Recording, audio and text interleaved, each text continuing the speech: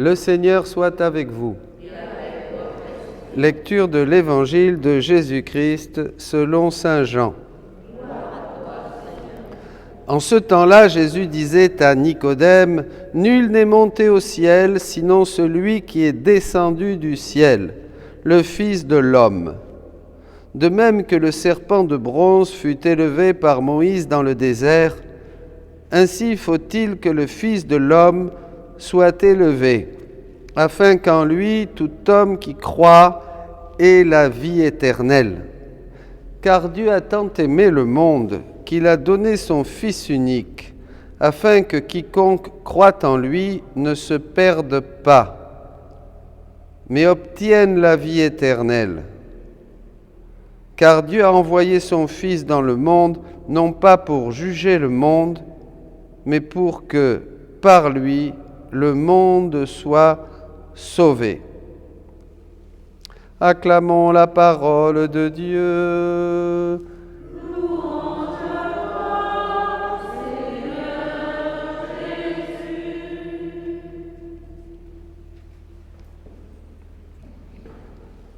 La croix glorieuse.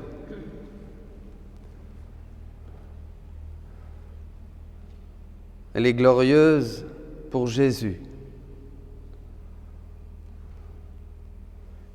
parce qu'il manifesta sa gloire. Il était glorifié sur la croix, parce qu'il ne retint pas le rang qu'il égalait à Dieu, comme disait l'hymne aux Philippiens, mais il est devenu obéissant jusqu'à la mort sur la croix. Il s'est humilié, et le Père l'a exalté,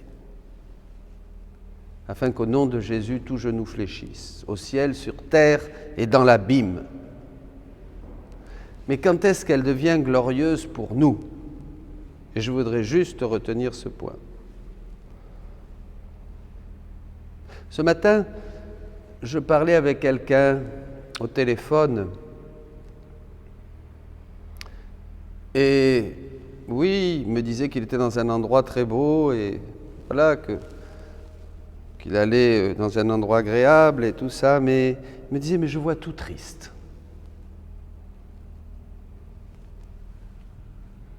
Je vois tout triste. Et je dis, pourtant, il y a du soleil, il y a des oiseaux, les arbres sont encore verts, c'est beau. Et en fait, les choses qui nous entourent sont perçues en fonction de l'état de notre âme. Vous comprenez? Déjà dans les choses naturelles. C'est-à-dire qu'on peut être au milieu d'un paysage luxuriant de beauté avec des gens charmants. Si dans mon cœur je vis une déprime, une grande tristesse, un chaos, une angoisse, je ne verrai rien. Vous êtes d'accord avec moi? Par contre, si dans mon cœur j'ai la joie et le bonheur, je peux me trouver dans le métro de Paris avec 40 degrés à l'intérieur, une odeur nauséabonde et tout ce que vous pouvez imaginer, c'est un exemple, ou ailleurs, où je peux être chez moi à vider les poubelles, par exemple, et à nettoyer, et je peux être en plein de joie. Oui. Eh bien, pour la croix, c'est la même chose. Pour le mystère de Jésus, c'est la même chose. Ça dépend de notre état intérieur. Si dans mon cœur, je suis plein de Dieu, je suis rempli de grâce du Saint-Esprit, de lumière, la croix va m'apparaître quelque chose de beau. Je vais y voir Jésus, je vais y voir ses grâces, je vais y voir ce qu'ont cherché tous les saints, je vais admirer comme saint François était identifié au Christ, Padre Pio, comme Gemma Galgani aussi, comment la petite Thérèse se plaignait de ne pas assez souffrir, et etc., etc. Et je vais avoir une vision lumineuse, mystique. C'est comme quelque chose qui se déchire et je vais percevoir les choses différemment parce que mon cœur est plein de Dieu et plein de joie. Ça ne veut pas dire qu'il n'y aura pas des moments de Gethsémane, et de mon Dieu, pourquoi m'as-tu abandonné? Mais déjà, restons. La croix devient quelque chose de désirable, parce que Jésus m'a dit « Prends ta croix et suis-moi » et il me donne la force, il me donne la joie et on vit mieux les épreuves. Donc, vous voyez, pour aimer la croix, pour la choisir, il faut accepter de suivre Jésus. Il faut être décidé à suivre Jésus. Il faut décider à être disciple. Et le disciple, c'est celui qui prend la croix et qui suit le Christ tous les jours. Et c'est là que les choses changent. Donc c'est quelque chose qui exige une activité spirituelle. Se remplir de Dieu, se remplir du Saint-Esprit, se remplir de la parole. Ça nous exige de faire fonctionner notre foi, notre espérance et notre charité, qui sont les trois uniques moyens pour entrer en communication avec Dieu. Après, bien sûr, quand déjà on commence à prendre ce chemin de rédemption où le Seigneur va nous apprendre, et quelquefois je vous disais, on est ennemi de la croix, on n'aime pas les contradictions, on aime que les choses tournent à notre guise, etc., etc. Le Seigneur va nous purifier. Une personne aussi me disait, c'est marrant, je ne prends goût à rien. Je ne prends plus goût à être avec des amis, je ne prends plus goût à aller dans tel et tel lieu de villégiature qu'avant me plaisait, je ne prends plus goût à voir telle ou telle chose matérielle, je suis comme... Et je me suis souvenu que Saint Jean de la Croix disait justement qu'au bout d'un moment, Dieu nous dépouille de tout.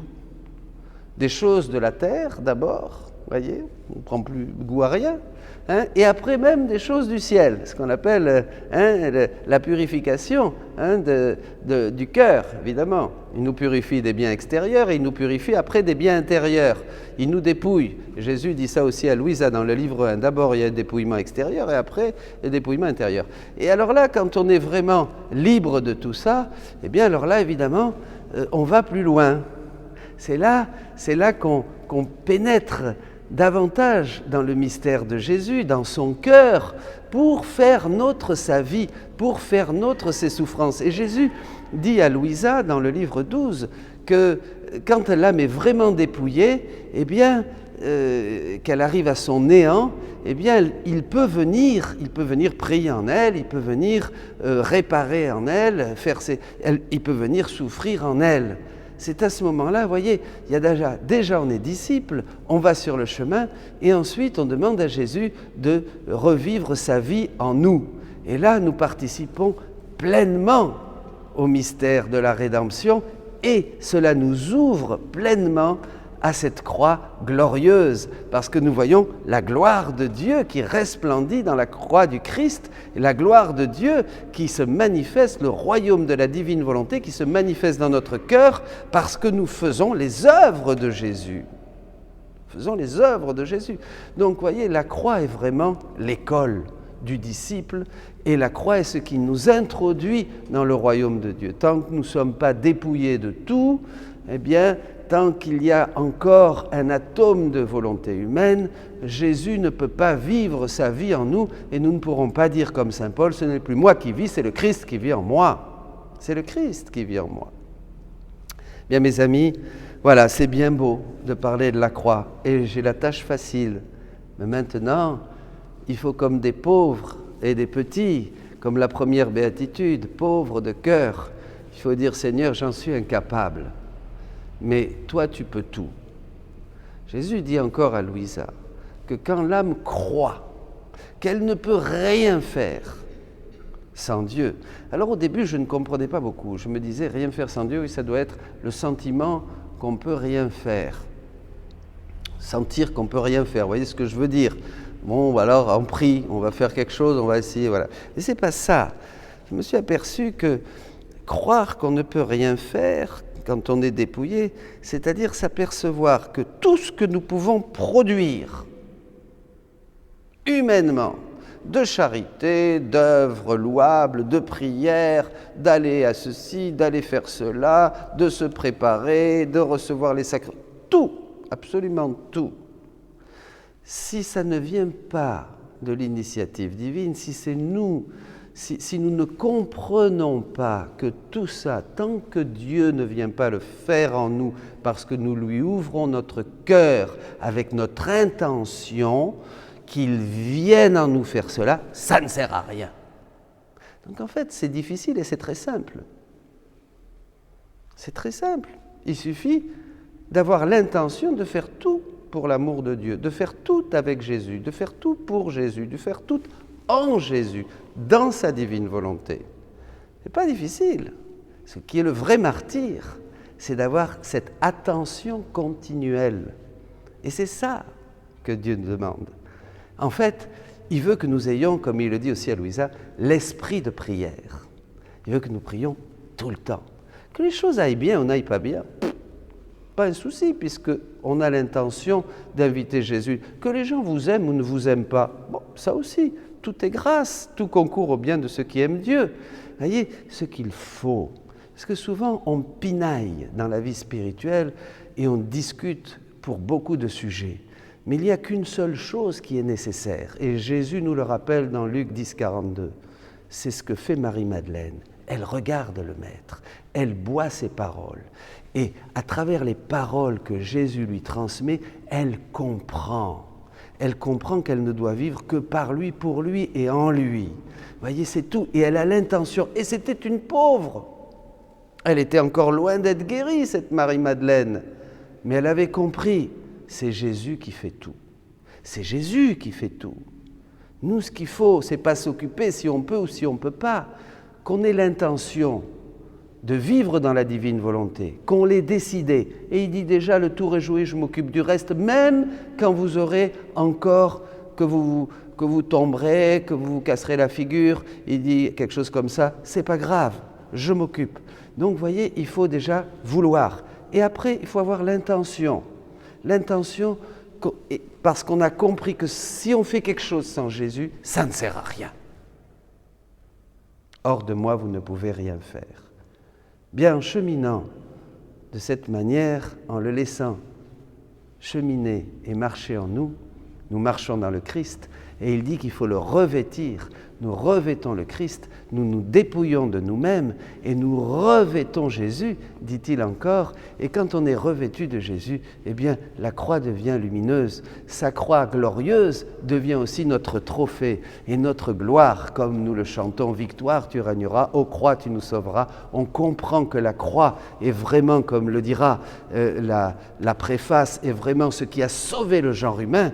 Et on comprend que la croix est le chemin qui nous fait entrer dans le royaume de la divine volonté, parce que dépouillé de tout ce qui est humain, Dieu, enfin, règne en nous avec tous ses attributs, avec toutes ses gloires, avec toute sa splendeur. Mes amis, oui, la croix est vraiment glorieuse. Soyez bénis.